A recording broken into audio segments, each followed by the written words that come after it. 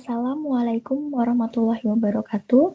Kami dari kelompok 99 akan mempresentasikan modul 1 sampai 4 praktikum pemrograman komputer dengan anggota Muzaffar Alam Zeta dengan NIM D6002-10053, Amelia Permata dengan NIM D6002-10191 dengan asisten Mas Prameswara Ayodhya. Modul 1, Python dasar. Python adalah bahasa pemrograman interpretatif yang mudah dipelajari dengan penekanan pada keterbacaan kode. Python diklaim sebagai bahasa pemrograman dengan kode pemrograman yang sangat jelas, lengkap, dan mudah dipahami. Python biasanya berbentuk pemrograman yang berorientasi objek, pemrograman fungsional, dan pemrograman imperatif. Python dapat digunakan untuk berbagai tujuan pengembangan perangkat lunak dan dapat berjalan di berbagai platform sistem operasi. Python memiliki kelebihan dan juga kekurangan. Kelebihan Python adalah memiliki koleksi kepustakaan yang banyak. Artinya, pada Python telah tersedia modul-modul siap pakai untuk berbagai keperluan. Python memiliki struktur bahasa yang jelas, sederhana, dan mudah dipelajari. Python memiliki sistem pengelolaan memori yang otomatis. Python juga memiliki kekurangan, yaitu kurang cocok untuk aplikasi yang membutuhkan kerja berat. Python kurang cocok untuk aplikasi yang membutuhkan respon yang sangat cepat dan kurang cocok untuk program yang melakukan operasi panjang dan memakan banyak CPU. Algoritma. Algoritma adalah urutan langkah logis tertentu untuk memecahkan suatu masalah. Yang ditekankan adalah urutan langkah logis, yang berarti algoritma harus mengikuti suatu urutan tertentu, tidak boleh melompat-lompat. Flowchart. Menurut Edrowsoft tahun 2019, flowchart adalah representasi diagram yang menggambarkan urutan operasi yang dilakukan untuk mendapatkan solusi sebuah masalah. Terdapat sejumlah simbol standar dalam flowchart. Flowchart diawali dengan menerima masukan atau input, pemrosesan masukan, dan diakhiri dengan menampilkan hasil atau output. Berikut merupakan beberapa contoh simbol dari flowchart. Ada start atau end yang menyatakan awal atau akhir suatu program, ada arrow yang menyatakan jalannya arus suatu proses, ada input atau output yang menyatakan proses input dan output tanpa tergantung jenis peralatannya, ada proses yang menyatakan suatu tindakan yang dilakukan oleh komputer, ada decision yang menunjukkan suatu kondisi tertentu yang akan menghasilkan dua kemungkinan jawaban antara iya atau tidak. Berlanjut ke pengulangan. Pengulangan adalah baris kode atau instruksi yang dieksekusi oleh komputer secara berulang-ulang sampai suatu kondisi tertentu terpenuhi. Perulangan ada for dan while. Pengulangan for terjadi setidaknya ada beberapa kondisi yang harus terpenuhi, yaitu jumlah pengulangan dan bagian kode yang diulang. Sedangkan pengulangan while terjadi berdasarkan kondisi true. Selama kondisi masih menghasilkan nilai true, maka pengulangan akan terus dilakukan. Berikut merupakan tampilan dari pengulangan for dan pengulangan while. Pengandaian. Pengandaian adalah baris kode atau instruksi yang berisi pernyataan bersyarat untuk memenuhi tujuan tertentu.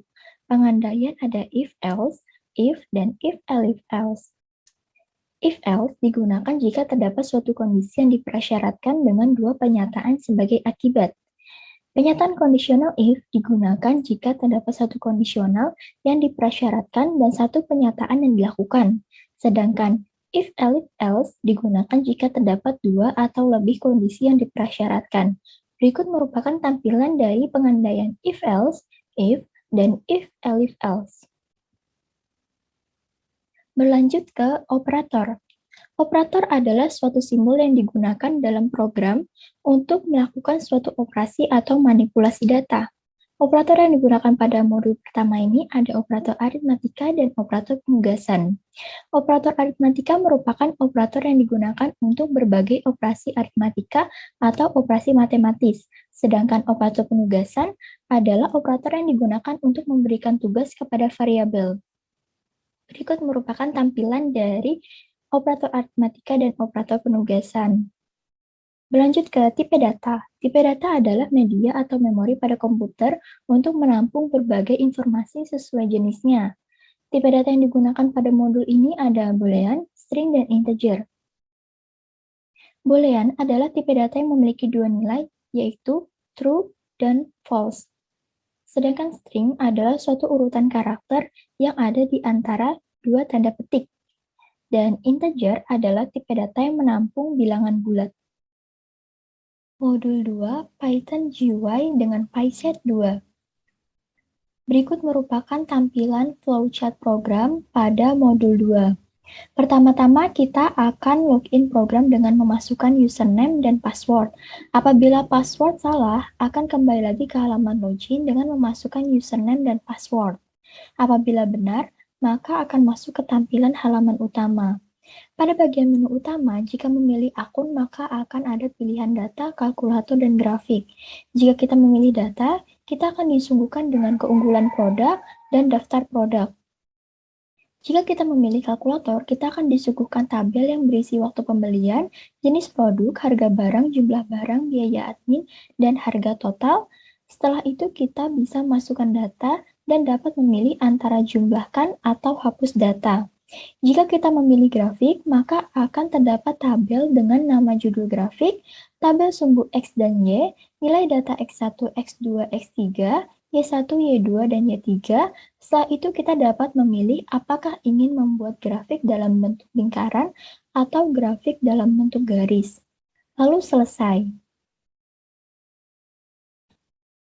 Berikut merupakan skrip dari menu utama.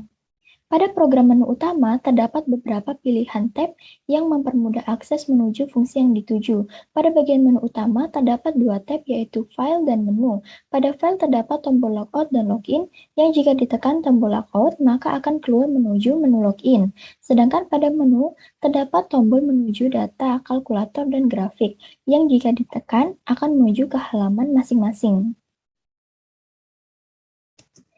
Berikut merupakan skrip dari tabel. Pada program tabel terdapat data tabel dan data keunggulan.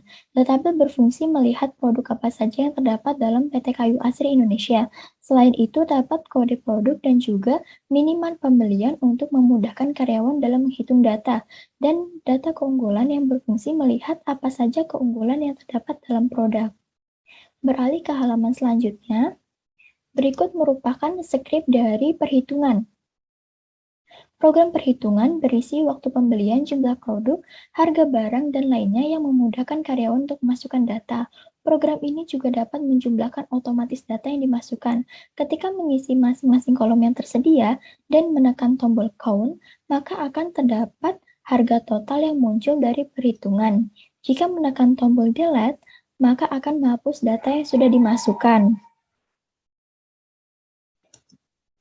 Berikut merupakan skrip dari grafik. Pada program grafik terdapat beberapa kolom yaitu judul grafik, sumbu X dan Y, dan data-data yang harus dimasukkan.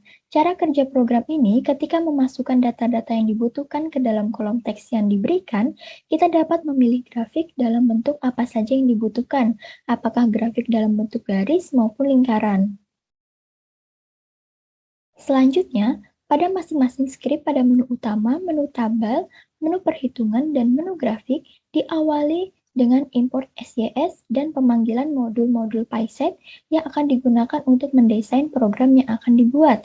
Setelah itu, melakukan pembuatan kelas yang pastinya pada skrip juga harus ditutup dengan if untuk mengeksekusi kode-kode yang telah dibuat dengan menggunakan key application untuk menjalankan program PySet 2. Selanjutnya melakukan pemanggilan kelas yang dibuat, lalu show untuk menampilkan program, dan SYS exit untuk menutup program.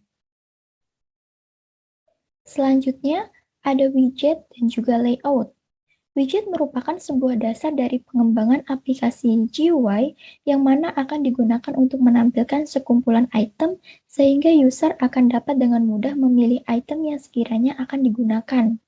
Sedangkan layout sendiri merupakan bentuk representasi dari ukuran, jarak, dan penempatan berbagai macam konten dalam window GUI. Pada menu utama, terdapat widget key label. Keylabel sendiri merupakan widget yang berfungsi menampilkan gambar maupun teks. Pada tabel, terdapat widget KeyTab widget. KeyTab widget merupakan widget yang menyediakan bar tab dan area halaman yang digunakan untuk menampilkan halaman yang terkait dengan masing-masing tab yang merupakan dalam kumpulan widget tab. Lalu ada Key Push Button. Key Push Button merupakan widget tombol yang digunakan untuk mengeksekusi perintah klik atau push. Lalu ada Key Label yang sudah saya jelaskan tadi.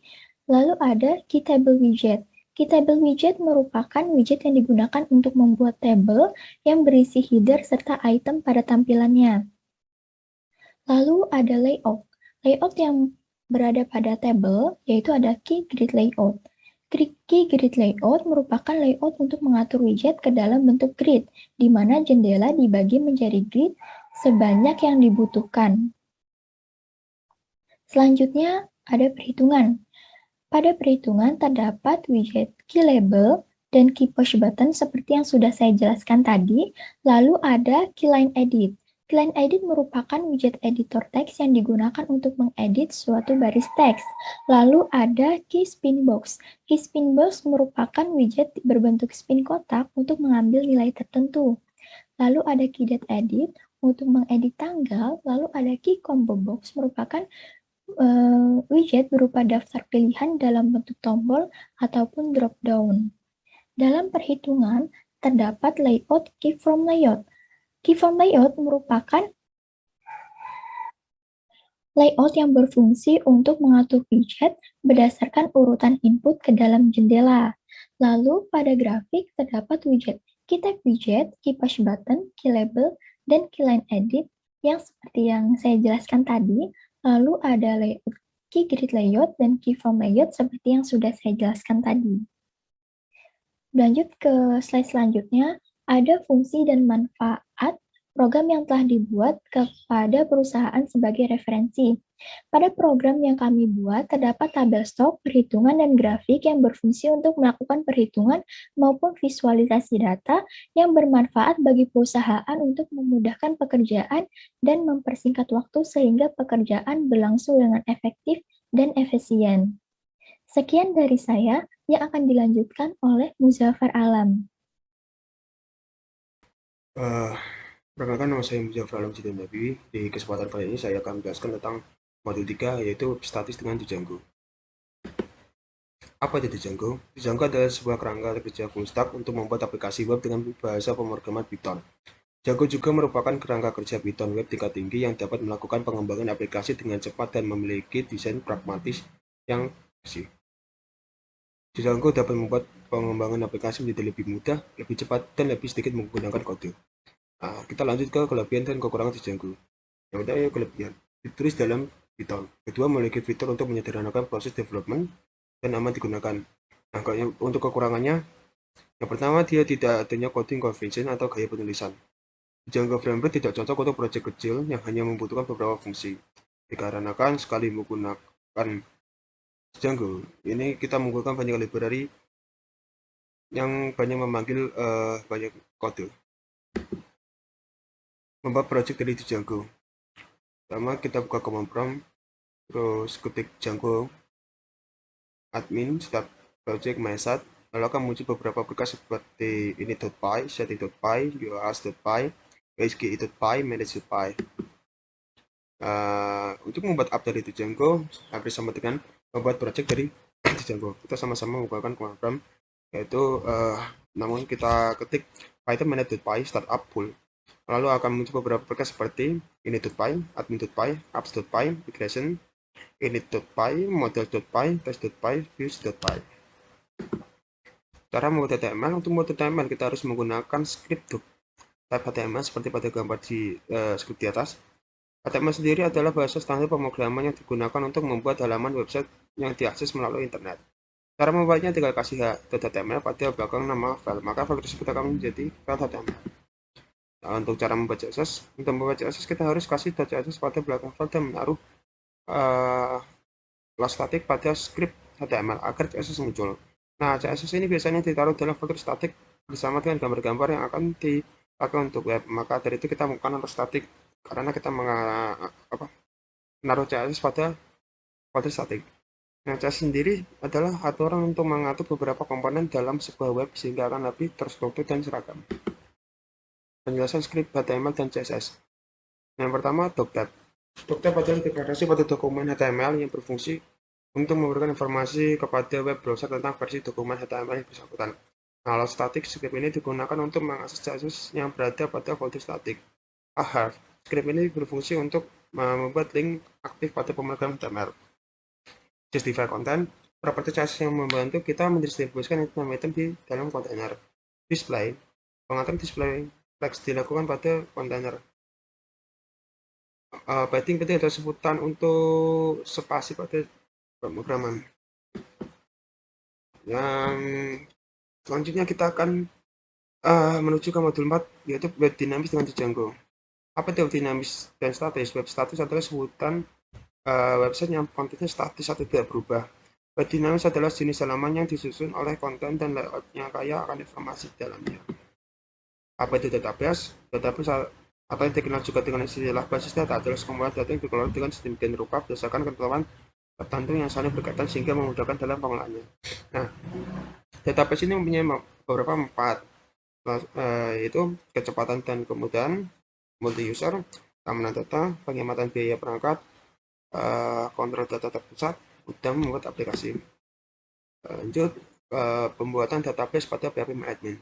Untuk menuju database di HTTP localhost PHP-admin, memang perlu beberapa tahap. Yang pertama, kita harus download SAMPP. Yang kedua, kita menjalankan SAMPP, mengakses localhost-nya, terus membuat database di PHP-admin, lalu membuat tabel pada database localhost, menjalankan website dengan SAMPP, menghubungkan website dengan database. Apa itu localhost, SAMPP, dan PHP-admin? Nah, localhost adalah server lokal menggunakan komputer Anda. Istilah komputer itu beda-beda. Apa itu SAMPP? SAMPP adalah aplikasi web server open source yang dapat bicara di berbagai sistem operasi. Nah, kalau PHP-admin adalah aplikasi berbasis web untuk membantu Anda melakukan pengelolaan database MySQL. CRUD. Nah, CRUD ini ada kepanjangannya, yaitu create, read, update, dan delete. Nah, untuk CRUD sendiri ini digunakan untuk membuat record baru pada sistem basis data. Untuk read, ya, fungsinya yaitu untuk mencari atau mengambil data tertentu yang berada di dalam tabel dengan membaca nilainya. Nah, untuk update, ini berfungsi untuk memodifikasi data atau record yang tersemat di dalam database. Untuk delete sendiri, sesuai dengan namanya, yaitu delete kita untuk menghapus record yang